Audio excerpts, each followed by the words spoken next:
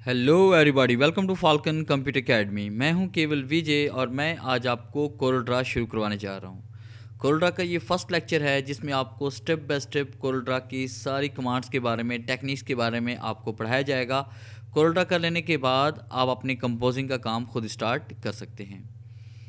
किसी भी किस्म का ब्रोशर आप डिज़ाइन कर सकते हैं, विजिटिंग कार्ड डिज़ाइन कर सकते हैं, बैनर डिज़ाइन कर सकते हैं, बटन डिज़ाइन कर सकते हैं, टाइटल आप प्रिंट कर सकते हैं। कुछ भी ऐसा जो आप प्रिंटेड फॉर्म में देखें वो आप यहाँ पे डिज़ाइन कर सकते हैं। तो कोरोडा को हमने स्टेप बाय स्टेप इसे करना है। तो स्टार्ट करते हैं आज का लेक्चर स्टार्ट करने से पहले आप हमारा ये चैनल सब्सक्राइब कर लें और बेल के आइकन पे क्लिक करें ताकि आने वाली जितनी भी वीडियोज़ हैं उनकी नोटिफिकेशन आप तक पहुँच जाए। स्टार्ट करते हैं आज का लेक्चर। सबसे पहले हम बात करेंगे कोरल X6 के बारे में। X6 क्या है? X10 है और 6 हो गया, X+6 हो गया, ये हमारा 10+6 हो गया 16, यानी कोरल ये 16 है हमारे पास जो मैं आपको पढ़ाने जा रहा हूँ। सबसे पहले हम बात करेंगे इसके यूज़र इंटरफेस के बारे में कि इसमें क्या कुछ होता है। इसमें हमारे पास ये आपको 3 बटन नज़र आ रहे हैं, मिनिमाइज, रिस्टोर एंड क्लोज। और उसके बाद ये हमारे पास जो बार, इसे टाइटल बार कहते हैं। यहाँ पे आपके प्रोग्राम का नाम और उसके बाद आपके फ़ाइल का नेम शो होता है, जिस नाम से फ़ाइल आपकी सेव होती है। फिर उसके बाद ये हमारे पास है यहाँ पे नीचे मेन्यू बार, जिसमें आप फाइल, एडिट, व्यू, लेआउट, ये सारे मेन्यूज़ हैं हमारे, जिनके अंदर कमांड्स हैं, जिनके बारे में मैं तमाम मेन्यूज़ के बारे में आपको स्टेप बाय स्टेप इसमें पढ़ाऊँगा। फिर उसके बाद ये हमारे पास है यहाँ पे स्टैंडर्ड बार, जिसके अंदर आपको new file, open, save, close, cut, copy, paste, import, export की सारी कमांड आपको यहाँ पे नज़र आएंगी। और फिर ये हमारे पास नीचे होती है इसमें प्रॉपर्टी बार, इसे हम कहते हैं प्रॉपर्टी बार कमांड के लिहाज से चेंज हो जाती है हर बार। अब देखें जैसे हमारे पास ये देखें, ये प्रॉपर्टी बार हमारे पास है और यहाँ पे भी जो कमांड है वो साइज़ की आ रही है। अब यहाँ पे कोई भी अगर यहाँ पे लाइन क्रिएट करते हैं या कोई भी कमांड यहाँ पे आप जैसे ही सिलेक्ट करेंगे तो प्रॉपर्टी बार आपकी चेंज हो जाएगी। देखिए अभी मैंने जैसे टेक्स्ट टूल पे क्लिक किया तो प्रॉपर्टी बार ऊपर से चेंज हो गई। और उसके बाद नेक्स्ट देखिए हमारे पास यहाँ पे नीचे कमांड आ रही है रूलर्स, जहाँ से आपको अंदाज़ा होगा कि आपके पेज का साइज़ कितना है। और उसके बाद ये हमारे पास यहाँ पे स्क्रॉल बार है, जिसके ज़रिए हम पेज को अप डाउन कर सकते हैं। और ये हमारे पास कलर प्लेट्स हैं जिनमें हम कलर वगैरह फिल कर सकते हैं। और बाकी मज़ीद कलर देखने के लिए आपने इस एरो पे क्लिक करना है और जैसे क्लिक करेंगे तो ये बाकी कलर भी यहाँ पे शो हो जाएंगे। फिर उसके बाद ये हमारे पास है यहाँ पे ये भी स्क्रॉल बार है पेज को लेफ़्ट राइट की तरफ लाने के लिए। और उसके बाद ये हमारे पास है टूल बॉक्स, जो सबसे अहम है। इस टूल बॉक्स में मौजूद तमाम कमांड्स को पढ़ लेने के बाद आप इस काबिल हो जाते हैं कि आप कोई भी असाइनमेंट, कोई भी डिज़ाइन आप यहाँ पे कोरल में बना सकते हैं।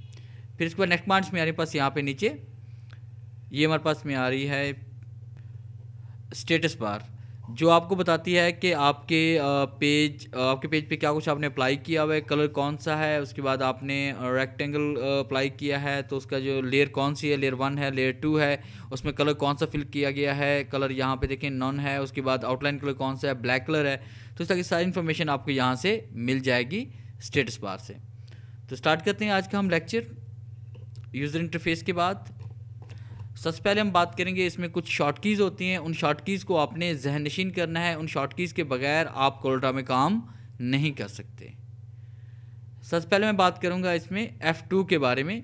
F2 शॉर्ट की क्या होती है? जैसे मैं यहाँ पे रेक्टेंगल क्रिएट करता हूँ, आपने रेक्टेंगल पे क्लिक करना है और यहाँ पे एक रेक्टेंगल क्रिएट करते हैं। अब देखें अगर आप यहाँ पे इस शेप को, फर्स्ट के एक रेक्टेंगल ये हमारे पास, एक ये वाला है, उसके बाद मैं यहाँ पे एक सर्कल क्रिएट करता हूँ, एक ये है। अब मैं चाहता हूँ इनमें से किसी भी एक शेप को मैं करीब से देखना चाहता हूँ। तो जैसे मैं यहाँ पे F2 प्रेस करूँगा, मेरे कसर जो है ना वो प्लस के साइन में एक अदसे की शक्ल में चेंज हो जाएगा। अब उसके बाद आपने वो हिस्सा सेलेक्ट करना है जिससे को आप करीब से देखना चाहते हैं। तो ये जूम इन के लिए आपने F2 का यूज़ करना है। उसके बाद अगर आप जूम आउट करना चाहते हैं तो कीबोर्ड से आपने F3 प्रेस करना है। जैसे मैं देखिए यहाँ पे F3 प्रेस कर रहा हूँ तो देखिए जूम आउट हो रहा है। और उसके बाद अगर आप तमाम पेज पर तमाम मौजूद शेप्स को, अगर आप पेज पर मौजूद तमाम शेप्स को अगर आप करीब से देखना चाहते हैं तो आप कीबोर्ड से F4 प्रेस करेंगे। जैसे मैं F4 प्रेस करेंगे तो पेज पर मौजूद तमाम शेप्स आपको नज़र आएंगी एक साथ। और उसके बाद अगर आप फ़र्ज़ कीजिए कि किसी भी शेप को अगर आप करीब से देखना चाहते हैं और सिलेक्टेड शेप को, यानी हम इस शेप को करीब से देखना चाहते हैं, इसको करीब से देखना चाहते हैं, तो हमने कीबोर्ड से शिफ्ट F2 प्रेस करना है। जैसे हम शिफ्ट F2 प्रेस करेंगे तो सिलेक्टेड शेप ही आपके करीब आएगी, जूम इन हो जाएगी। अगर आप पूरे पेज को कंप्लीट देखना चाहते हैं तो आपने कीबोर्ड से शिफ्ट F4 प्रेस करेंगे। जैसे हम शिफ्ट F4 प्रेस करेंगे तो आपको यहाँ पे पूरा पेज नज़र आएगा। फुल स्क्रीन के लिए आपने कीबोर्ड से F9 की प्रेस करनी है, या फिर आप व्यू पे क्लिक करके भी आप इसको F9 यहाँ से भी आपसे कर सकते हैं। तो एस्केप का इस्तेमाल करके आप नॉर्मल मोड में वापस आ जाएंगे। और उसके बाद नेक्स्ट पॉइंट हम पढ़ने वाले हैं इसमें अलाइनमेंट के बारे में कि आपने अलाइनमेंट किस तरह से अप्लाई करनी है। तमाम शेप पे, टेक्स्ट पे, जो कुछ भी आपके पास पेज पर मौजूद है उन पे अलाइनमेंट अप्लाई कर सकते हैं, मगर किस तरह से। अब देखें, फ़र्ज़ कीजिए कि जो हमारे पास ये 3 ऑब्जेक्ट्स हैं, 3 शेप्स हमारे पास हैं। अब इस शेप को हम बिल्कुल इस पेज के सेंटर में लेके जाना चाहते हैं, तो हमने सबसे पहले उस शेप पे, उस ऑब्जेक्ट पे क्लिक करना है जिस शेप या ऑब्जेक्ट को आप दूसरे ऑब्जेक्ट के सेंटर में लेफ़्ट, राइट, टॉप, बॉटम में लाना चाहते हैं। हम यहाँ पे क्लिक करते हैं। क्लिक करने के बाद आपने कीबोर्ड से फिर शिफ्ट प्रेस करना है और फिर उसके बाद उस शेप पे क्लिक करना है जिस शेप के सेंटर में लेफ़्ट, राइट आप से लाना चाहते हैं। यहाँ पे क्लिक करते हैं। क्लिक करने के बाद आपने कीबोर्ड से एक बार सी का बटन प्रेस करना है और दूसरी बार आपने ई का बटन प्रेस करेंगे। और जैसे हम ई का बटन प्रेस करेंगे तो ये बिल्कुल उस दूसरे ऑब्जेक्ट के सेंटर में आ जाएगा। अगर आप यहाँ से खाली टी टाइप करेंगे तो टॉप पे चला जाएगा, बी प्रेस करने से बॉटम में आ जाएगा, एल प्रेस करने से लेफ्ट हो जाएगा, आर प्रेस करने से राइट हो जाएगा और सी और ई प्रेस करने से ये क्या हो जाएगा, सेंटर में हो जाएगा। यानी किसी भी ऑब्जेक्ट को अगर आप सेंटर में लाना चाहते हैं तो सबसे पहले उस ऑब्जेक्ट को आप सिलेक्ट करेंगे, फिर उस ऑब्जेक्ट पे क्लिक करें जिस ऑब्जेक्ट के सेंटर में से आप लाना चाहते हैं और फिर उसके बाद आपने कीबोर्ड से सी और ई प्रेस करना है। फिर उसके बाद अब देखिए आपके पास यहाँ पे सेंटर में आ चुका है। और अगर आप फ़र्ज़ कीजिए इसको आप दूसरे ऑब्जेक्ट के टॉप पे लेके जाना चाहते हैं, लेफ़्ट करना चाहते हैं, राइट करना चाहते हैं, तो आपने क्या करना है, यहाँ पे क्लिक करना है, शिफ्ट के साथ आपने दूसरे ऑब्जेक्ट पे क्लिक करना है। टी प्रेस करने से टॉप पे होगा, बी से बॉटम में हो जाएगा, ई से सेंटर में हो जाएगा, एल से लेफ़्ट हो जाएगा, आर से राइट हो जाएगा और सी एंड ई प्रेस करने से क्या होगा, ये बिल्कुल ऑब्जेक्ट के सेंटर में हो जाएगा। तो ये था हमारा आज का लेक्चर जिसमें मैंने आपको पढ़ाया कोरल के यूज़र इंटरफेस के बारे में और उसके साथ मैंने आपको पढ़ाया इसमें कुछ अहम शॉर्टकीज़ जिनका इस्तेमाल किए बिना आप कोरल में एक अच्छा डिज़ाइन तैयार नहीं कर सकते।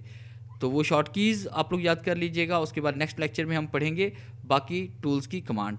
अगर आपको हमारी ये वीडियो अच्छी लगी हो तो काइंडली से लाइक करें, शेयर करें, कमेंट्स ज़रूर दें। थैंक्स।